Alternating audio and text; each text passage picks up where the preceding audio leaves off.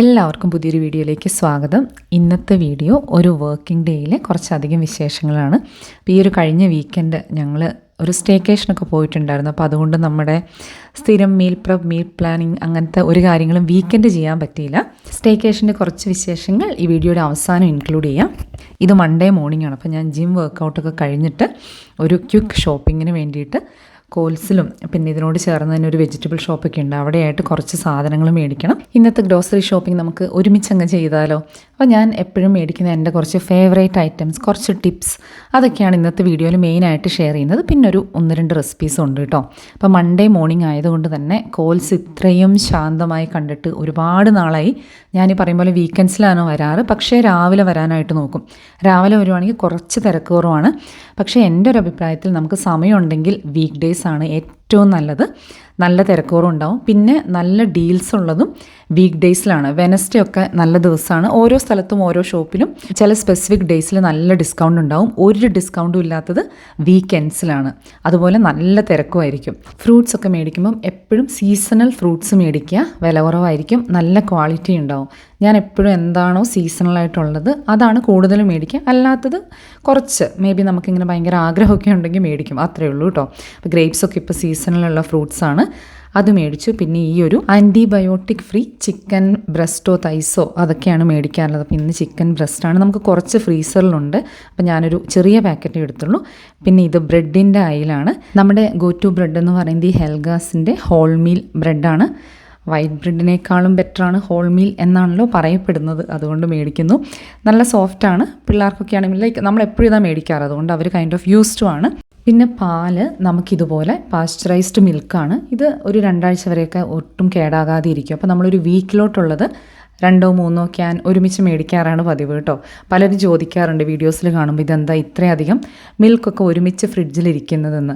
Coffee powder തീരാറായി. ഇവിടെ കോമണായി കാണുന്നൊരു ബ്രാൻഡാണ് മൊക്കോണ. ഞാൻ ഇവിടെ വന്നിട്ടാണ് ആദ്യമായിട്ട് ഈ ഒരു ബ്രാൻഡ് ട്രൈ ചെയ്യുന്നത്. ഇത് അടിപൊളിയാണ്. നമുക്ക് ഇന്ത്യൻസിന് ഇഷ്ടപ്പെടും എന്നാണ് എനിക്ക് തോന്നുന്നത് കേട്ടോ. അപ്പോൾ നമ്മൾ ഒന്നുകിൽ നെസ്കഫെ അല്ലെങ്കിൽ മൊക്കോണ ഏതാണോ ഡിസ്കൗണ്ടിലുള്ളത് അത് മേടിക്കും. പിന്നെ എൻ്റെ ഫേവറേറ്റ് ബ്രൂ കോഫിയാണ്. അത് നമ്മുടെ ഇന്ത്യൻ സ്റ്റോറിലാണ് കിട്ടുക. ഇതാണ് സീരിയൽസിൻ്റെ അയിൽ. എത്ര കുറച്ച് മേടിക്കണം എന്ന് വിചാരിച്ചാലും അതില്ലാതെ പറ്റില്ലല്ലോ. ഞാൻ അധികവും മേടിക്കാറ് മൈലോ ആണ്. പിന്നെ എനിക്ക് ഒത്തിരി ഇഷ്ടപ്പെട്ട ഒരു സംഭവം വീറ്റ് ബിക്സിൻ്റെ വീറ്റ് ബിക്സ് ബൈറ്റ്സ് എന്ന് പറഞ്ഞിട്ട് കുറച്ച് ഫ്ലേവറും ചോക്ലേറ്റ്സും ഒക്കെ ആഡ് ചെയ്തിട്ട്, ഇത് കമ്പയർഡ് ടു വീറ്റ് ബിക്സ് എമ്മിയാണ്. പിള്ളേർക്കാണെങ്കിലും ഇഷ്ടമാണ്. അപ്പോൾ നമ്മൾ അത് ഇടയ്ക്കിടയ്ക്ക് മേടിക്കാറുണ്ട്. അതുപോലെ ഇടയ്ക്ക് മേടിക്കുന്ന വേറെ ഐറ്റമാണ് ഈ സുൽത്താന ബ്രാൻഡ്. ഇതും ഒരു റോ ആൻഡ് ഹെൽത്തി ഓപ്ഷനാണ്. പലപ്പോഴും നമ്മൾ വലിയ പാക്കറ്റ്സ് കാണുമ്പോൾ നമ്മൾ വിചാരിക്കില്ലേ അതാണ് വിലക്കുറവെന്ന്. പക്ഷേ അങ്ങനെ ആകണമെന്നില്ല. അതുകൊണ്ട് എപ്പോഴും വില ചെക്ക് ചെയ്തിട്ട് മാത്രം മേടിക്കുക. അതുപോലെ ഏറ്റവും താഴത്തായാലും ഏറ്റവും മേലത്തായാലും ഒക്കെ ആയിരിക്കും ഏറ്റവും ചീപ്പായിട്ടുള്ള സാധനങ്ങൾ. നമ്മുടെ ഐ ലെവലിലുള്ളത് എപ്പോഴും ആ ഒരു കമ്പനിക്ക് മാക്സിമം പ്രോഫിറ്റ് കിട്ടുന്ന രീതിയിലായിരിക്കും. അതുകൊണ്ട് ഐ ലെവൽ മാത്രം നോക്കാതെ താഴെ മേലേക്കുള്ളതൊന്ന് കമ്പയർ ചെയ്ത് അങ്ങനെ സാധനങ്ങൾ മേടിക്കുക. ഇത് ബാർസിൻ്റെ സെക്ഷനാണ് കേട്ടോ. പ്രോട്ടീൻ ബാർ, പിള്ളേർക്കുള്ള പല പല പല ബാറുകൾ. ഞാനൊരു ബിഗ് ഫാൻ അല്ല, എന്നാലും ഇടയ്ക്ക് മേടിക്കാതെ പറ്റില്ലല്ലോ. പിന്നെ എൻ്റെ ഒരു ഫേവറേറ്റ് അയിലാണ് ഈ ഒരു ക്യാൻഡ് വെജിറ്റബിൾസ്, ലെൻറ്റിൽസ്, ഇതിൻ്റെയൊക്കെ ഒരു സെക്ഷൻ. ഇത് ഞാൻ എല്ലാവർക്കും ഹൈലി റെക്കമെൻഡ് ചെയ്യും. വെജിറ്റബിൾ മിക്സ്, ഫ്രൂട്ട്സ്, അങ്ങനെ പല പല സാധനങ്ങൾ ഇങ്ങനെ ക്യാൻഡായിട്ട് വരും. ഇത് ഏറ്റവും ഹെൽത്തി ആയിട്ടുള്ള ഒരു ഓപ്ഷനാണ്. ഞാൻ എപ്പോഴും മേടിക്കാറുള്ളത് ഈ ഒരു കിഡ്നി ബീൻസ്, അതുപോലെ ഒരു 4 ബീൻ മിക്സ് എന്ന് പറഞ്ഞിട്ട് കിട്ടും. അതുപോലെ നമ്മുടെ ചന, ഇതെല്ലാം cooked and ready to use ആണ്. ഇതിങ്ങനെ ഇരിക്കുന്നത് ആ ഒരു പാക്കേജ് കൊണ്ടാണ്. ഇതിൽ വേറെ ഒന്നുമില്ല. നമുക്ക് എളുപ്പത്തിൽ എന്തെങ്കിലുമൊക്കെ കുക്ക് ചെയ്യണമെങ്കിൽ ഇത് നല്ലൊരു ഓപ്ഷനാണ്. സാലഡ്സിൽ ആഡ് ചെയ്യാം. അതുപോലെ പെട്ടെന്നൊരു ചിക്ക് കറിയൊക്കെ തട്ടിക്കൂട്ടണമെങ്കിലും ഇത് നല്ലൊരു ഓപ്ഷനാണ്. ഞാൻ മെയിനായിട്ട് സാലഡ്സ്, പിന്നെ എന്തെങ്കിലും മെക്സിക്കൻ റൈസ് അങ്ങനത്തെ ഐറ്റംസ് ഉണ്ടാക്കില്ല, അതിലൊക്കെ ഇടാൻ വേണ്ടിയിട്ടാണ്. ഇത്രയും യൂസ്ഫുൾ ആയിട്ടുള്ളൊരു ഐറ്റം വരില്ല. ആൻഡ് ഇത് വളരെ വളരെ റീസണബിൾ പ്രൈസിംഗ് ആണ്. നമുക്ക് മാസങ്ങളോളം സ്റ്റോർ ചെയ്യാം. അതുപോലെ കോൾസ് ബ്രാൻഡിൽ വരാറുണ്ട്. കോൾസ് ബ്രാൻഡിൻ്റെ എല്ലാ പ്രൊഡക്ട്സും compared to other brand price കുറവായിരിക്കും. എനിക്കങ്ങനെ ക്വാളിറ്റിയിൽ ഭയങ്കര മേജർ ഡിഫറൻസ് ഒന്നും തോന്നിയിട്ടില്ല. അതുപോലെ ഈ ഒരു കോൺ ഇല്ലേ, അതും നല്ല ഫ്രഷായിട്ട് ഇങ്ങനെ വരാറുണ്ട്. അപ്പോൾ ഞാൻ ഇന്നൊരു മെക്സിക്കൻ റൈസ് ഈ വീക്ക് ഏതെങ്കിലും ദിവസം ഉണ്ടാക്കാമെന്ന് ഓർത്തിട്ടാണ് ഈ ഒരു സംഭവങ്ങളൊക്കെ മേടിച്ചത്. അതുപോലെ ടൊമാറ്റോ, ഇത് ജസ്റ്റ് ടൊമാറ്റോ കട്ട് ചെയ്തൊരു പ്യൂരി പോലെ അല്ലെങ്കിൽ ചോപ്പ് ടൊമാറ്റോ. ഇപ്പോൾ ടൊമാറ്റോയ്ക്ക് ഇവിടെ $9-10 ആണ്. അപ്പോൾ ഇതാണെങ്കിൽ നമുക്ക് $1-2 ഉള്ളൂ. ഞാനിത് പകുതി യൂസ് ചെയ്തിട്ട് ബാക്കി പകുതി ഫ്രീസ് ചെയ്യും. അതുപോലെ ഞാൻ എപ്പോഴും മേടിക്കുന്ന ഒരു ഐറ്റമാണ് ഈ ഒരു ഫ്രോസൺ ബെറീസ്. ഷെയ്ക്ക് ഉണ്ടാക്കാൻ, അതുപോലെ ഓവർനൈറ്റ് ഓട്സ് ഉണ്ടാക്കുമ്പം അതിലിടാനായിട്ട്. അതിനൊക്കെ വേണ്ടിയിട്ടാണ് മെയിനായിട്ട് മേടിക്കുന്നത്.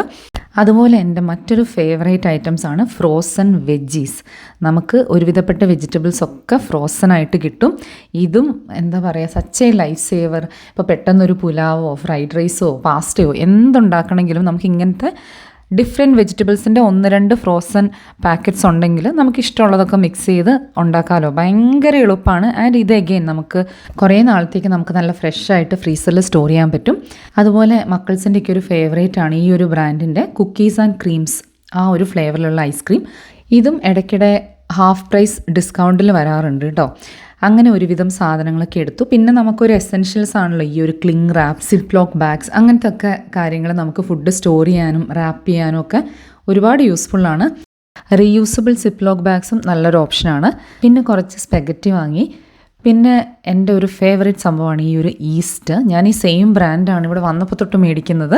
പലരും പറയാറുണ്ട് അപ്പത്തിനൊക്കെ അരച്ച് വെച്ചാൽ അത് പൊങ്ങി വരാറില്ല എന്ന്. ഈ ഒരു ഈസ്റ്റ് ഒന്ന് ട്രൈ ചെയ്ത് നോക്കുക. അതുപോലെ കുറച്ച് മിൻസ്ഡ് ബീഫ് മേടിച്ചിട്ടുണ്ടായിരുന്നു. ഇത് മേടിക്കുമ്പോൾ നമ്മൾ എപ്പോഴും ഇതിലുള്ള ഫാറ്റ് പെർസെൻറ്റേജ് നോക്കുക. അപ്പോൾ ഇത് ലീൻ, എക്സ്ട്രാ ലീൻ ആണ്. ഇതിൽ ജസ്റ്റ് 5% ഫാറ്റേ ഉള്ളൂ. ഇതാണ് നമുക്ക് ഏറ്റവും കുറവ് ഫാറ്റുള്ള ബീഫ് കിട്ടുന്നത്. ഇതുകൊണ്ട് ഞാൻ എന്തെങ്കിലുമൊക്കെ പിള്ളേർക്കും നമുക്കൊക്കെ ഉണ്ടാക്കാൻ വേണ്ടി മേടിക്കുന്നതാണ്. അങ്ങനെ ഈ വീക്കിലെ ഗ്രോസറി കഴിഞ്ഞു. അതുപോലെ ഗ്രോസറി ഷോപ്പിംഗ് കഴിയുന്നതും നമ്മൾ വീക്കിലി വൺസ് ലിമിറ്റ് ചെയ്യുകയാണെങ്കിൽ അത് സച്ച് എ ബിഗ് ടൈം സേവറും മണി സേവറുമാണ്. കാരണം നമ്മൾ ഒരു സാധനം മേടിക്കാൻ വേണ്ടി കടയിൽ പോയാലും ഒരു സാധനം മേടിച്ച് ആരും വരില്ല. പ്രത്യേകിച്ച് മക്കളൊക്കെ ഉള്ളപ്പോഴാണെങ്കിൽ അവരെന്തെങ്കിലുമൊക്കെ അത് മേടിക്കാം ഇത് മേടിക്കാം എന്ന് പറയുമ്പോൾ അല്ലേ നമ്മളും അതിനങ്ങ് സമ്മതിക്കും. ഇപ്പോൾ നമുക്കാണെങ്കിലും അപ്പോൾ എന്തെങ്കിലുമൊക്കെ കാണുമ്പോൾ വല്ല ഡിസ്കൗണ്ടിലുള്ളതോ നമുക്ക് ആവശ്യമില്ലാത്തതാണെങ്കിൽ പോലും നമ്മളങ്ങ് മേടിച്ചു പോകും. അപ്പോൾ എപ്പോഴും ഇതൊരു വീക്ക്ലി വൺസ് ലിമിറ്റ് ചെയ്യുന്നത് നല്ലൊരു ഓപ്ഷനാണ്. ഞാൻ കഴിയുന്നത്ര ഇടയ്ക്കൊക്കെ ചിലപ്പം ഒരു പ്രാവശ്യം കൂടെയൊക്കെ പോകേണ്ടി വരും. എന്നാലും മോസ്റ്റ്ലി വീക്ക്ലി വൺസ് അങ്ങനെ തന്നെ ഗ്രോസറി ഷോപ്പിംഗ് ചെയ്യാനായിട്ട് നോക്കൂ കേട്ടോ. ഇന്ന് മൊത്തത്തിൽ കുറച്ച് ലേറ്റാണ്. ഞാനിവിടെ നിന്ന് ഇറങ്ങിയപ്പോൾ തന്നെ 8:30 കഴിഞ്ഞു. ഇനി ചെന്ന് ജസ്റ്റ് കുളിച്ച് ഫ്രഷായി ലോഗിൻ ചെയ്തു. അത് കഴിഞ്ഞിട്ടാണ് ബ്രേക്ക്ഫാസ്റ്റൊക്കെ കഴിച്ചത്. അപ്പം ഇന്ന് കുറച്ച് തിരക്കുള്ള ഒരു രാവിലെ ആയിരുന്നു. എന്നാലും വർക്ക് വൈസ് വലിയ കുഴപ്പമില്ല. അതുകൊണ്ട് കാര്യങ്ങളൊക്കെ സ്മൂത്തായിരുന്നു. അപ്പോൾ ഞാൻ കുറച്ച് ഈ ഒരു പച്ച ആപ്പിൾ മേടിച്ചിട്ടുണ്ടായിരുന്നു. നമ്മൾ കുറേ കാലമായിട്ട് ഇതുകൊണ്ട് അച്ചാറിടണമെന്ന് വിചാരിക്കുന്നു. എല്ലാവരും പറയാറില്ലേ ഭയങ്കര അടിപൊളിയാണ്. അപ്പോൾ ആപ്പിൾ നമ്മൾ ഇതുപോലെ അരിഞ്ഞിട്ടുണ്ട്. പിന്നെ ഇഞ്ചി, പച്ചമുളക്, വെളുത്തുള്ളി, കറിവേപ്പില ഇതെല്ലാം ചെറുതായിട്ട് അരിഞ്ഞെടുക്കാം. ഇനി നമുക്ക് ഇഷ്ടമുള്ള എണ്ണയിൽ ഉണ്ടാക്കാം. എനിക്ക് ഏറ്റവും ഇഷ്ടം നല്ലെണ്ണയാണ്. നല്ലെണ്ണയിൽ അച്ചാർ ഉണ്ടാക്കുമ്പോൾ അതിനൊരു പ്രത്യേക ടേസ്റ്റാണെന്നാണ് എനിക്ക് തോന്നാറ് കേട്ടോ. അപ്പോൾ എണ്ണ നന്നായി ചൂടായി കഴിയുമ്പോൾ അതിലോട്ട് കടുകിട്ട് പൊട്ടിക്കുക. പിന്നെ കുറച്ച് ഉലുവയിടുക. എന്നിട്ട് നമ്മൾ അരിഞ്ഞ് വെച്ച ഇഞ്ചി, പച്ചമുളക്, വെളുത്തുള്ളി, കറിവേപ്പില ഇതെല്ലാം കൂടെ നന്നായിട്ട് വഴറ്റിയെടുക്കുക. മമ്മിനോട് ഞാനിങ്ങനെ പറഞ്ഞേ ഇതിൻ്റെ അച്ചാർ ഭയങ്കര ടേസ്റ്റാണ് നമുക്ക് ഉണ്ടാക്കിയാലോ എന്ന്. മമ്മിനോട് എന്തെങ്കിലും ഒരു പ്രാവശ്യം പറഞ്ഞാൽ മമ്മി അതിങ്ങനെ ഓർത്തിരുന്ന് അതുണ്ടാക്കി തരും. പിന്നെ മമ്മിക്കൊരു സമാധാനം ഉണ്ടാവുള്ളൂ. അപ്പോൾ നമുക്കിങ്ങനെ ഇഷ്ടമുള്ള കാര്യങ്ങളൊക്കെ അയ്യോ ഇത് കുറേ ആയാലും ഉണ്ടാക്കിയിട്ടെന്ന് പറഞ്ഞാൽ പിറ്റേ ദിവസം തന്നെ മമ്മി അത് ഉണ്ടാക്കാനുള്ള പരിപാടികൾ തുടങ്ങും.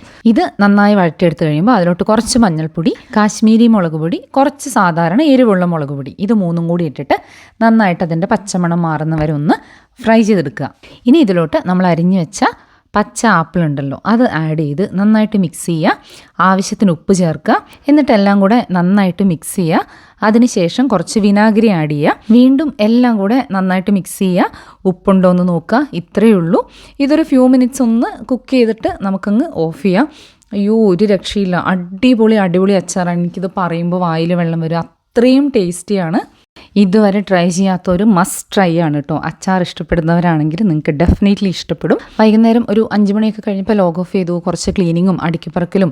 ഞാൻ പറഞ്ഞല്ലോ നമ്മളൊരു സ്റ്റേക്കേഷൻ പോയി വന്നിട്ട് സൺഡേ ആഫ്റ്റർനൂണാണ് തിരിച്ചെത്തിയത്. അന്ന് നമുക്കൊരു ഗസ്റ്റ് ഉണ്ടായിരുന്നു. അങ്ങനെ ആ ആഫ്റ്റർനൂൺ അങ്ങനെ ഫുൾ തിരക്കായിപ്പോയി. അല്ലെങ്കിൽ ഞാൻ ഈ യാത്രയൊക്കെ കഴിഞ്ഞ് തിരിച്ചു വരുമ്പോൾ ഞാൻ ഒന്നും തന്നെ ചെയ്യാൻ പ്രിഫർ ചെയ്യാറില്ല. പിന്നെ നമുക്കൊരു എനർജിയൊക്കെ ഉണ്ടെങ്കിൽ എന്തെങ്കിലുമൊക്കെ ചെയ്യും. അല്ലെങ്കിൽ വെറുതെ ഇരിക്കും, എന്തെങ്കിലും TV കാണും, പിന്നെ നന്നായിട്ടൊന്ന് എണ്ണ തേച്ചൊക്കെ കുളിക്കും. അതൊക്കെയാണ് ഒരു യാത്ര കഴിഞ്ഞ് വരുമ്പോൾ എൻ്റെ സന്തോഷങ്ങൾ കേട്ടോ.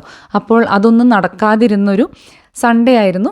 But it's okay. ഈ വരുന്ന ദിവസങ്ങളിൽ ഓരോരോ കാര്യങ്ങളായിട്ട് ചെയ്യാമെന്നൊക്കെയാണ് ഞാൻ വിചാരിക്കുന്നത് കേട്ടോ. ഇന്ന് ഡിന്നറിന് നല്ല എളുപ്പമുള്ളൊരു ഈസി യമ്മി ചിക്കൻ ഫ്രൈ ആണ്. അതിൻ്റെ റെസിപ്പി ഒന്ന് പെട്ടെന്ന് ഷെയർ ചെയ്യാൻ വളരെ എളുപ്പമാണ്.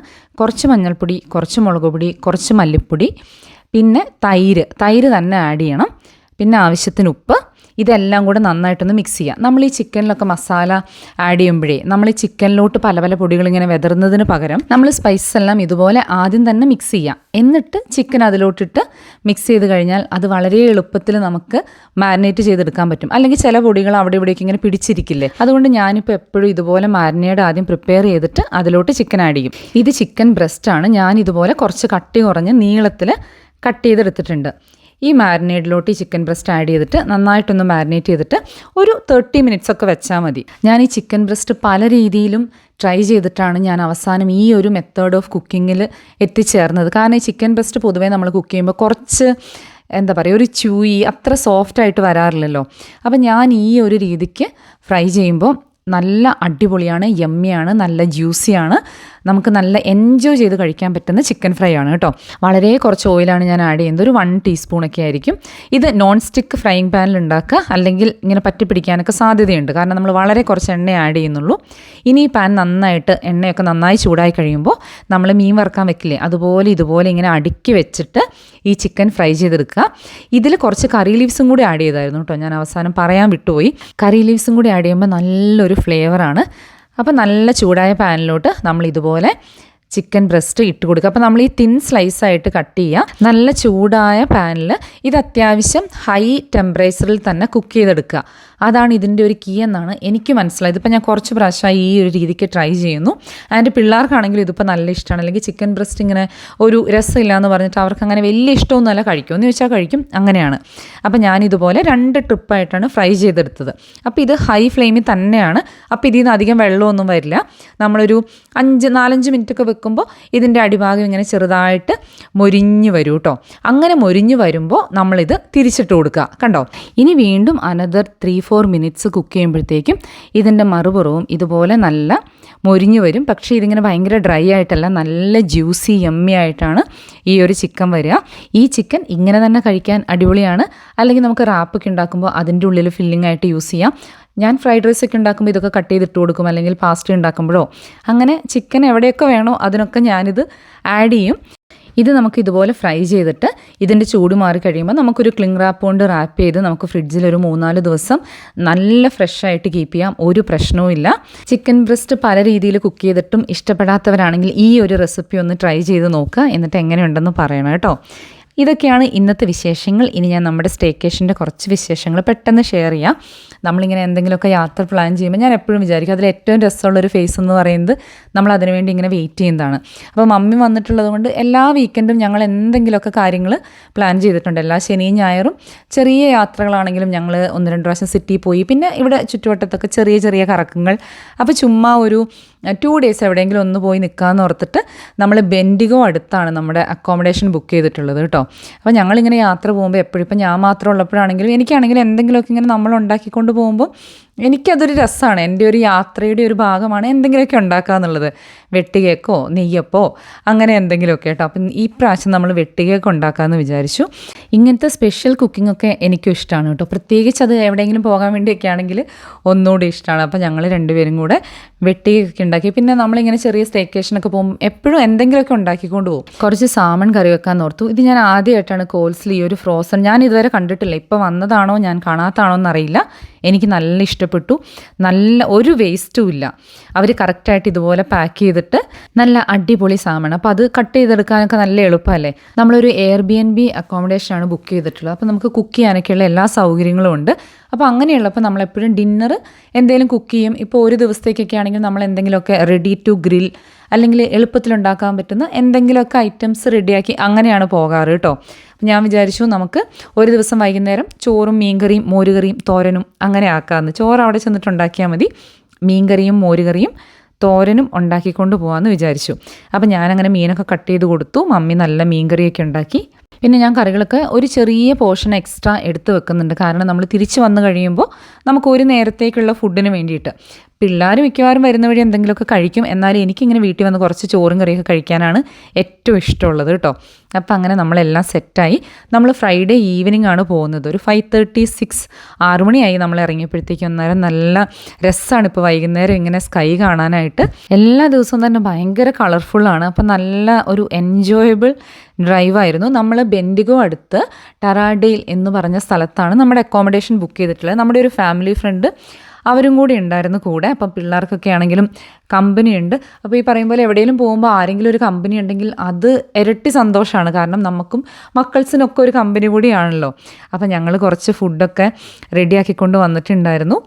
ഫുഡൊക്കെ കഴിച്ച് കുറേ നേരം അങ്ങനെ കത്തിയടിച്ചിരുന്നു. ഇപ്രാവശ്യം മക്കൾസും കൈൻഡ് ഓഫ് നമ്മുടെ കൂടെ കുറേ സമയം ഇരുന്ന് സ്പെൻഡ് ചെയ്തു. അല്ലെങ്കിൽ അവർ മിക്കവാറും ഞങ്ങളിങ്ങനെ ഇരുന്ന് കത്തിയടിക്കും, അവരവരുടെ ഗെയിമും കളികളും അങ്ങനെയൊക്കെ ആയിരുന്നു കേട്ടോ. ഇപ്രാവശ്യം അവരും കുറച്ച് ക്വാളിറ്റി ടൈം നമ്മുടെ കൂടെ സ്പെൻഡ് ചെയ്തു. അങ്ങനെയൊക്കെയായിരുന്നു നമ്മുടെ ഫ്രൈഡേ ഈവനിങ്. ഇതാണ് നമ്മൾ സ്റ്റേ ചെയ്ത ഏരിയ കേട്ടോ. ഇത് ആക്ച്വലി നമ്മുടെ വീടിൻ്റെ ബാക്ക് യാർഡാണ്. അയ്യോ, ഒരു രക്ഷയില്ലാത്തൊരു വ്യൂ ആയിരുന്നു. ഇതൊരു 10 ഏക്കറോളം വരുന്ന വലിയൊരു പ്രോപ്പർട്ടിയാണ്. ഇവിടെ ഇതുപോലത്തെ 6 വീടുകളുണ്ട്. അപ്പോൾ ഈ ഒരു ഏരിയ കറക്റ്റ് നമ്മുടെ ബാക്ക് യാർഡിലാണ്. ഇത് ഒരു ഷെയർഡ് ഏരിയ ആണ്. പക്ഷേ ഈ ഒരു 2 ദിവസവും നമ്മളല്ലാതെ വേറെ ആരും അവിടെ ഉണ്ടായിരുന്നില്ല. നമ്മൾ ശരിക്കും വാവ് എന്ന് തോന്നിയ ഒരു ഫീലായിരുന്നു. കാരണം നമ്മൾ രാത്രി എത്തിയത് കൊണ്ട് ഈ ഒരു ഔട്ട്ഡോർ ഒന്നും നമ്മൾ കണ്ടില്ല. അപ്പോൾ രാവിലെ എണീറ്റ് ഇങ്ങനെ നോക്കിയപ്പോഴത്തേക്കും നല്ല സൂപ്പർ വ്യൂ ആയിരുന്നു. ഞങ്ങൾ ചെറിയൊരു വോക്കിനൊക്കെ പോയി.